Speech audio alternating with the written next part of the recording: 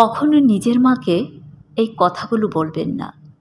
Number 1, তুমি কি জানো? না জেনে বেশি কথা বলো না তো। মনে রাখবে, মায়ের অভিজ্ঞতা থেকে দেওয়া প্রতিটি উপদেশ জীবনের প্রতিটি পদে পদে আমাদের কাজে লাগে। নাম্বার 2, তুমি অন্যদের মায়েদের থেকে আলাদা। মনে রাখবে, এই কথাগুলো একজন মাকে অনেক কষ্ট দেয়। আপনার মা যেমনই হোক না কেন, তিনি আপনার গর্ভধারিণী। জানেন, আপনার একটু অসুখ হলে আপনার মা সারাক্ষণ আপনার পাশে থাকে।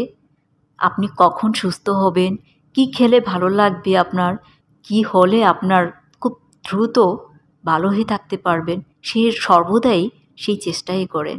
আপনার খুশিতে সে খুশি থাকে, আপনার দুঃখে সে দুঃখী থাকে। তাই মাকে কখনো কষ্ট দেবেন না। নাম্বার 3, তুমি তো আর চাকরি করোনি, জানবে কি করে? এই কথাটা কখনো বলবেন না। কারণ তিনি হয়তো সংসারকে প্রাধান্য দিতে গিয়ে নিজের ইচ্ছাটাকেই অবহেলা করেছেন, নিজের স্বপ্নকে বিসর্জন দিয়েছেন, কেরিয়ারকে পিছনে ফেলে আপনার ভবিষ্যতের কথা চিন্তা করেছেন।